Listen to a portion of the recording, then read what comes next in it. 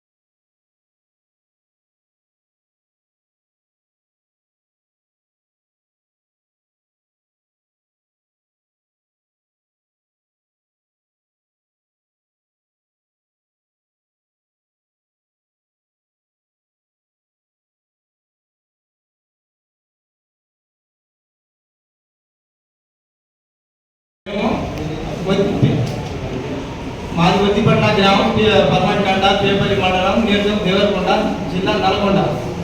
అయితే మేము ఎందుకు ఇచ్చామంటే, మేము ఇచ్చింది మా ఆశ చూపిస్తే ఇచ్చాం. వాళ్ళు ఏం చేశారంటే, ఫస్ట్ నా బాలాజీ అనే వ్యక్తి తెచ్చిండు, 2-3 సంవత్సరాలు నడిపిండు ఆయన. ఇంకా ఎట్లా తెచ్చిండో ఏం చేసినా మాకు తెలియదు.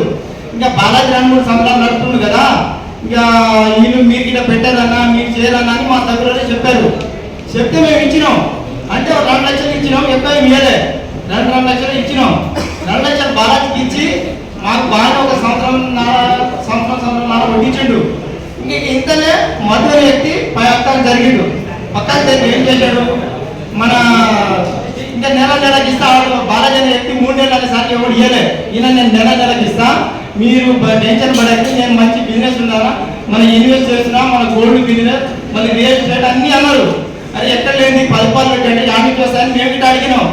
అంటే ఈయన నేను ఇచ్చే పైసా నాది, మీరు ఏమన్నా కావాలంటే ఇలాంటి డీటెయిల్స్ చేపిస్తారంటే అని అన్నారు. అంటే మన దగ్గర కదా ఇంత గ్యారెంటీగా చెప్తుండు కదా, సర్లే అని మేము ఇచ్చినాం.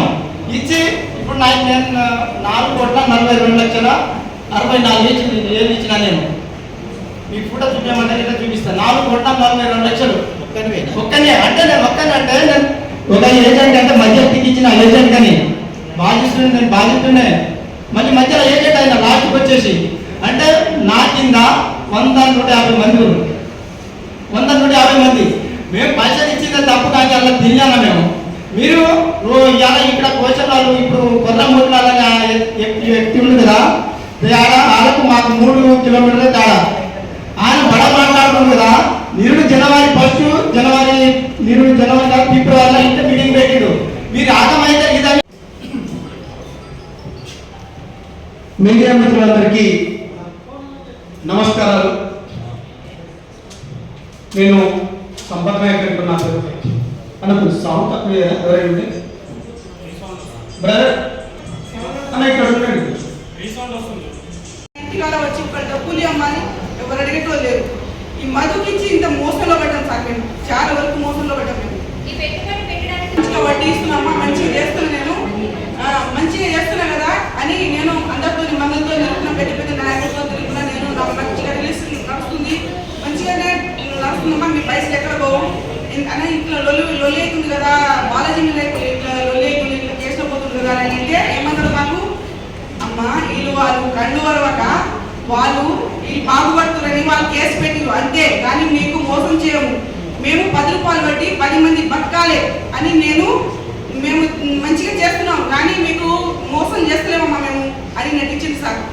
మేము ఫస్ట్లో నేను వద్దు మధు నాకు డబ్బులు ఇచ్చేయి తమ్ముడు, నేను ఎవరిలో ఇచ్చేసినా కానీ నా పైసలు జారిపోయినా కానీ నా డబ్బులు నాకు ఇచ్చేయి గాల్లో పడ్డా సార్.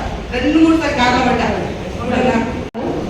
మీరు ఇంకా కూడా అంటే ఎవరైతే ఇక్కడికి వచ్చిన బాధితులు వాళ్ళు నిజంగా చాలా భయపడుతున్నారు. వీళ్ళే కాదు మమ్మల్ని కూడా భయపెడుతున్నారు. చాలా మంది ఫోన్లు చేసి కాల్స్ చేసి చాలా భయపడుతున్నారు. నేను వాళ్ళకు కూడా చెప్తున్నాను, ఏదున్నా మేము లీగల్ యాక్షన్ తీసుకుంటాం. మీరు పిచ్చి మాటలు మాట్లాడితే మాత్రం లీగల్ యాక్షన్స్ పక్కా తీసుకోవాల్సి వస్తుంది. ఈరోజు సంపత్ నాయక్ గారిని నమ్మో, అశోక్ గారిని నమ్మో ఇంతమంది బయటకు వస్తున్నారు. నెక్స్ట్ కూడా చాలా మంది రాబోతున్నారు. అండ్ నేను ఇక్కడ ఒక్కటే స్టేట్మెంట్ ఇద్దాం అనుకుంటున్నా. ఇన్ని రోజులు మంగ్లీ గారికి సంబంధం లేదు అన్నారు కదా. డైరెక్ట్ గా ఇండైరెక్ట్ మంగ్లీ గారికి సంబంధం ఉంది. మంగ్లీ గారికి సంబంధం ఉంది కాబట్టి వాళ్ళ తమ్ముడు మూట పోసినట్టు డబ్బుల బాబులు ఎందుకు పోసాడు? నా తమ్ముడు అండి, నా తమ్ముడికి ఏం తెలియదు, ఈయననే నా డబ్బులు తీసుకున్న ఫేస్ అని అడిగారు మంగ్లీ గారు. మరి మీ తమ్ముడే కదా శివ చౌహాన్ అంటే, మీ తోడబుట్టిన తమ్ముడే కదా. ఇప్పుడు మీరు ఎవరికి ఆన్సర్ చెప్పుకుంటారు, ఎలా ఆన్సర్ చెప్పుకుంటారు చెప్పండి. అండ్ ఎవరైతే మిగతా నాయకులు అందరూ ఉన్నారో, ఈ అమ్మ కూడా మన గిరిజన పెద్దే, ఈ అమ్మ కాలు పట్టుకుందంట. మీరు ఇప్పటికైనా ఆలోచించి బయటకు రావాల్సిందిగా నేను కోరుకుంటున్నాను, మిగతా నాయకులు కూడా. Thank you. మసుతా నుంచి పైసలు వీళ్ళ రేణుకాల హస్తమొక్కటాన్ని అంటే ఇక్కడ వాడికి ఇచ్చిన నెంబర్, ఇక్కడ నుంచి పోయిన నెంబరు నాకు ఉంది. అక్కడ ఏ సిమ్ తో మాట్లాడిందో నాకు ఆ నెంబర్ లేదు. ఆ నెంబర్ నేను ఇస్తాను. ఏ టైంకి ఎక్కడ ఏ టైంకి అనేది నేను అన్ని క్లారిటీ నేను ఇస్తాను. అదే విధంగా ఇప్పుడు అంటే చాలా ఉన్నారు కదా బయట, సార్లు ఉన్నారు కదా, పోలీస్ సార్లు ఉన్నారు కదా, వాళ్ళకి ఆ నెంబర్ ఇచ్చేద్దాం. అన్ని జాతకాలు బయటకు వస్తాయి. దీని వెనకాల హస్తం ఎంతమంది ఉన్నారో కూడా నేను చెప్తా. ఆ మాట నేను ఇప్పుడు చెప్తా. కృష్ణుడు పండుగ ఇప్పుడు సంక్రాంతి తర్వాత ఒక 10 రోజుల తర్వాత కృష్ణుడు పండుగ. ఆఫీస్ లో ఏమేమైనా నువ్వు చెప్తాను రమేష్ నేను నీకు సెటిల్మెంట్ ఇస్తా. 25,000 రూపాయలు నా చెయ్యితోని ఇక్కడ ఎల్బీ నగర్ విక్టోరియా మెమోరియల్ పక్కన సిఎన్జి గ్యాస్ పెట్రోల్ బంక్ ఉంటుంది. ఆ పెట్రోల్ బంక్ దగ్గర ఆయన జైల్లో ఉంటే వీళ్ళ మామకు నేను 25,000 రూపాయలు ఇచ్చినాను. బయటికి వస్తే నేను అన్ని డబ్బులు ఇచ్చేస్తాను. కోట్ల నుంచి ఫోన్ చేసిండు. సంక్రాంతి పండుగకు మనం ఇంటికి పోతాం కదా, పిల్లలకు నేను ఆటోలో తీసుకొని పోతుంటే నేను మధ్యలో మాల్ దగ్గర ఒక పెట్రోల్ బంక్ ఉంటుంది, ఖాళీగా పెట్రోల్ బంక్ ఉంటుంది. అక్కడ అన్నం పెడతారు. అన్నం తింటుంటే ఫోన్ చేసిండు మధు. ఏంటమ్మా ఫోన్ ఇంత నేను మధు ఫోన్ చేసిండు. అసలు జైలు నుంచి ఫోన్ చేస్తారా? చేసినప్పుడు నేను డైరెక్ట్ రికార్డ్ పెట్టుకున్నా. అరే పెద్దమ్మకు పోయి చెప్పు, పెద్దనాన్నకు పోయి చెప్పు, ఒక 50,000 చేయరా, నేను ముందర పైసలు ఈ పైసలు మొత్తం నేను సెటిల్మెంట్ చేస్తాను అని.